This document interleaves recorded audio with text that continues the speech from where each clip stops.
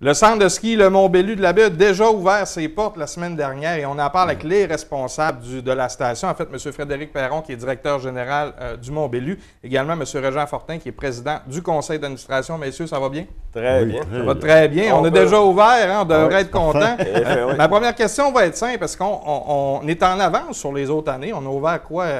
À 1er décembre, vous avez ouvert samedi dernier, c'est bien ça? Ben, le samedi, le 2 décembre. 2 décembre, on dit oui, c'est vrai. Dans le fond, début des années 2000, je crois que ça va ouvert le 28 novembre. Mais oui, on est vraiment à l'avance, comparativement peut-être aux 10 dernières années. Habituellement, on ouvre à la mi-décembre. Le 2 décembre, là, on est vraiment heureux de ça. Là. Mais dis ça qu'officiellement, on est ouvert, mais avec seulement une pente. OK. Seulement une pente. Est-ce qu'on a eu quand même des gens qui sont venus en grand nombre pour l'ouverture? J'imagine que oui, parce que je voyais passer certains commentaires sur Facebook, puis les gens avaient hâte. Là. Ah, les gens avaient hâte de dégourdir, ça c'est sûr. C'est sûr que c'est pas été la grande foule habituellement dans le mois de décembre, mais les amateurs se sont présentés, les gens étaient heureux, ils faisaient une dizaine de descentes, après ça, ils se retournaient à la maison, puis ils étaient vraiment contents que dans le fond, la condition de la piste qui était ouverte était vraiment excellente. Ça se comparait au mois de janvier. OK, là, quand même. C'était vraiment bien, ouais.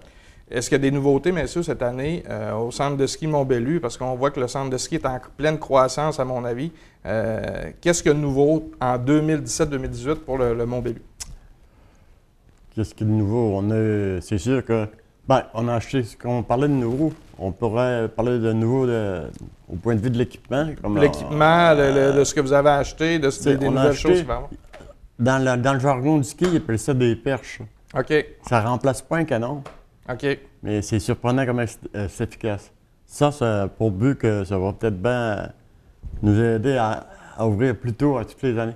OK. Ouais, c'est quoi la différence entre une perche et un canon, en fait? Ben, c'est quand même assez simple. Dans le fond, le canon est poussé par un ventilateur. OK. Puis, il prend beaucoup plus d'eau qu'une perche. Parce que plus le climat est froid, puis là, c'est un peu comme chez vous. Là, on ouvre un peu la nozzle en bon français. Là, puis là, on ouvre l'eau, tandis que le canon, lui, ça consomme beaucoup plus d'eau. Je pense que c'est 80 gallons minute que ça consomme. Quand même.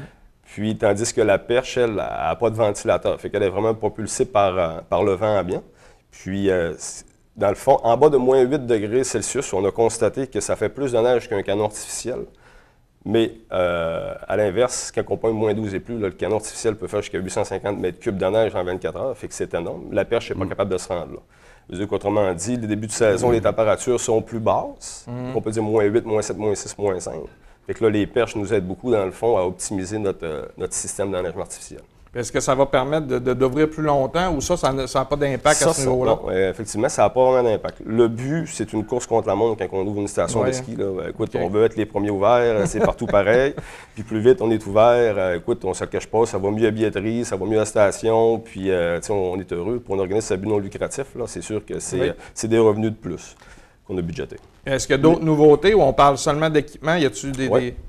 Il faut dire que nous autres, on a le facteur que la petite baie qu'on a en face de nous autres. C'est beaucoup de facteurs qui rentrent en ligne de compte pour la neige artificielle. OK. Si c'est trop humide, s'il vente trop, si c'est pas assez froid, on n'est pas capable de faire de neige. C'est pour ça qu'on ouvre tout le temps un petit peu plus tard, le Mont Édouard ou ces places-là. Puis c'est des monts qui sont plus hauts que le vôtre aussi. On s'entend, c'est plus facile d'aller chercher de la neige. Mais comme vous dites, à l'avant de la baie comme ça, c'est une contrainte qui est intéressante. Bien, intéressante pas pour vous, mais qu'il faut en prendre compte, là, vraiment. On remarque que l'hiver, dans le haut des pentes, c'est toute beauté. Là. Oui. C'est effectivement, dans certains, de bons avantages. Mais ce qui arrive, c'est que la logique derrière ça, c'est qu'on envoie de l'eau, puis si le facteur humidité est haut, on envoie de l'eau par-dessus de l'eau, fait que c'est plus dur à geler, on s'entend. Absolument. Ouais. Là, on a parlé je ne sais pas si vous aviez d'autres nouveautés. Oui, on a d'autres nouveautés. Dans le fond, ça fait plusieurs années qu'on travaille à améliorer le service à la clientèle. Okay. Cette année, on va voir, la billetterie va être à l'extérieur. Dans le fond, on va avoir un nouveau poste pour augmenter, dans le fond. Écoute, des fois, il y a 100 personnes qui font un fil pour prendre le billet, Fait que des fois, ça avait comme pas de bon sens non plus. Fait que là, on a trouvé cette idée-là, dans le fond. En tout cas, on a aménagé ça avec Ville de Saguenay. Ils ont amené un projet, on l'a réalisé. C'est sûr que les gens, là, pour le moment, sont habitués d'aller à l'intérieur. Écoute, ça va être une école, je veux dire, le monde va s'habituer. Ça va aller plus vite, c'est positif. 2 fois plus vite. On divise par 2 le temps d'attente. Puis, Ça, de ce côté-là, c'était fait aussi. On a acheté des nouvelles tables aussi à la cafétéria. Là. Il était dû. Là. Il y avait une trentaine d'années. Toute la salle d'en haut, toutes les tables sont neuves. Sont neuves. Donc, en fait, le chalet a changé beaucoup aussi. Oui. Ah oui, ça a été peinturé, c'était rénové. Est-ce que vous avez eu déjà des commentaires des gens Je comprends. du nouveau chalet, en fait, des modifications apportées? Je comprends. Je comprends. Ah oui, on a eu des commentaires, mais c'est comme je dis, on est bien parti, il ne faut pas lâcher. Absolument, c'est vrai. Parce qu'on avait d'autres projets, nous autres, pour rentabiliser le centre le plus possible. OK. Mais là, c'est en étude. OK. C'est en étude par la ville, là. On ne peut pas en parler tout de suite. Non, ça ben va ça, être, c'est ça. vous reviendrez pour exactement. discuter de ces nouveaux projets. Là. Puis, disons que, on parle un peu de nouveautés. Là, durant peut-être les 5 dernières années, là, on a revampé nos 2 remontées mécaniques. Là, on parle d'environ 2 millions de dollars qui ont été investis pour les mettre à jour. Autrement dit, les remontées mécaniques, quand ils ont été bâtis sur une durée de vie de 30 ans. La transmission, nous autres, on appelle ça le réducteur, ce qui est toutes les composantes électriques. Le drive. Bref, le moteur, tout ça, le système hydraulique, tout ça a été changé durant les 5 dernières années sur le télésiège. Fait que le télésiège est presque neuf, il est à jour. Ça aussi, c'est le côté pour le rendre aussi sécuritaire. Puis pour que. Nous autres, on compare souvent ça à un avion, tu sais, c'est pas un avion, mais les gens sont suspendus dans les airs, puis, tu sais... On ne souhaite pas que ça brise. Non, effectivement, puis les normes sont très pointues là-dessus. La potier mécanique, c'est très sévère au niveau de la RBQ. Puis ensuite de ça, le Tibor aussi était remonté en neuf aussi. Le chalet, il était peinturé en haut, en bas. On a ajouté des cases familiales. Il y a toutes sortes de choses, dans le fond, que la ville nous ont aidés pour mettre le centre de ski un peu à jour, là, parce que... On est là depuis 1948.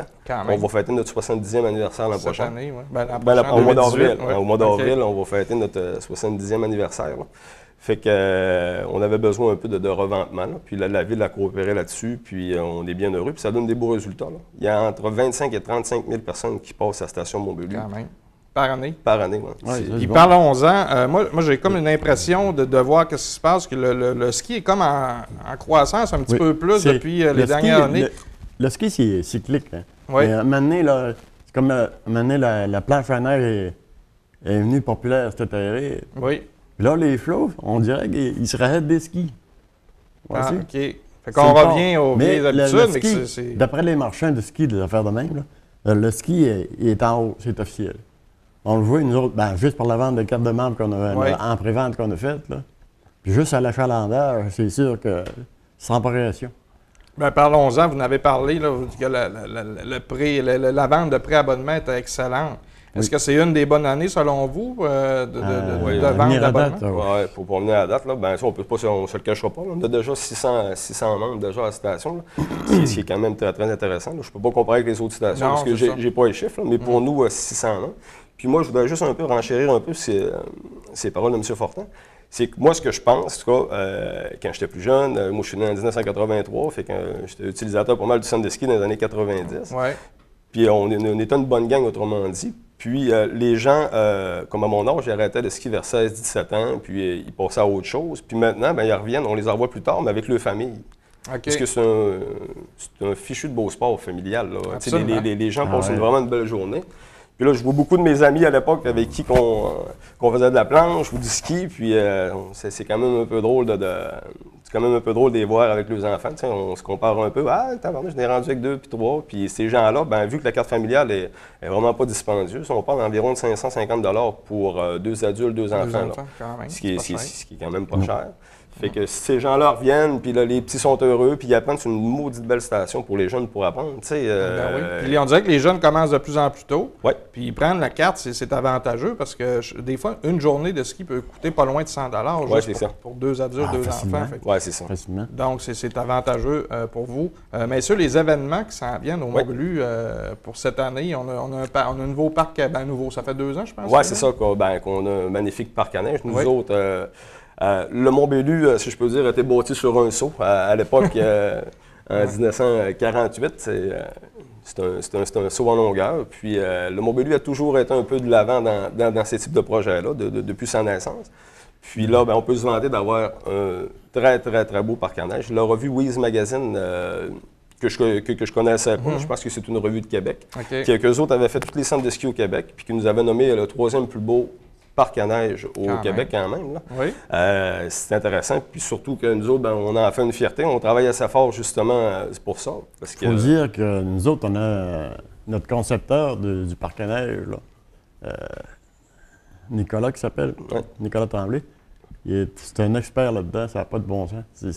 Il vient de pogner des contrats dans d'autres centres de ski. OK. Il va monter d'autres parcs dans d'autres centres. Oui, dans d'autres centres de ski au Québec, oui, c'est ça. Il est excellent, puis c'est un très bon rider, si je peux dire ce terme-là. Là. Oui. Puis lui, écoute, on le voyait à peu près vers l'âge de 9-10 ans, là, qui venait commencer un peu à harceler, j'aime pas le terme, mais c'est ça quand même. Lui, il voulait avoir des modules, puis c'était son rêve de monter des parcs à neige. Puis écoute, sans cette personne-là, c'est sûr que le parc à neige ne serait pas aussi... il existerait, mais il ne serait pas aussi beau.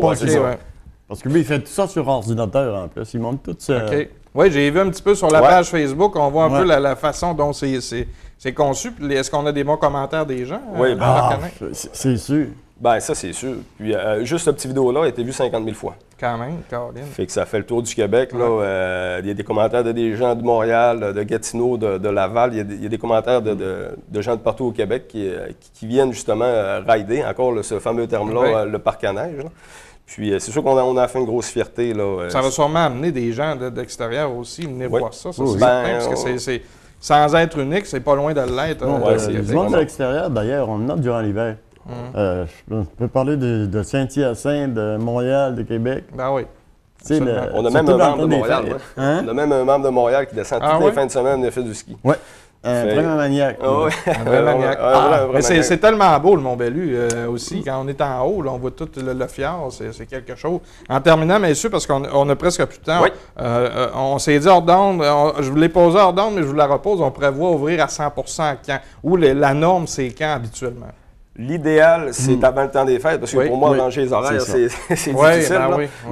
Mais en théorie, on espère que le 2-3 janvier, là, que tout soit fait à 100%. Puis que, parce que cette semaine, est-ce que vous pensez prévoir ouvrir une autre piste ou tout dépendant de Dame Nature? Dame Nature, demain, nous annonce un beau 10 mm de pluie. Fait que c'est sûr que ça n'aide pas à un aménagement artificiel. Ça nous prend des -5, -6, -7, -8 en montant. Puis je pense que ça va arriver lundi prochain. Fait que dans 3 semaines, je prévois qu'il va y avoir 4 à 5 pistes ouvertes. Quand même. Ça s'en vient bien. Donc, on vous souhaite que Dame Nature soit de votre côté. Puis, félicitations pour vos projets. On voit que le centre de ski Mont-Bellu est très dynamique. Donc, on vous souhaite tout le succès, M. Fortin, M. Perron. Merci beaucoup. Donc, bonne saison de ski 2017-2018. Merci beaucoup.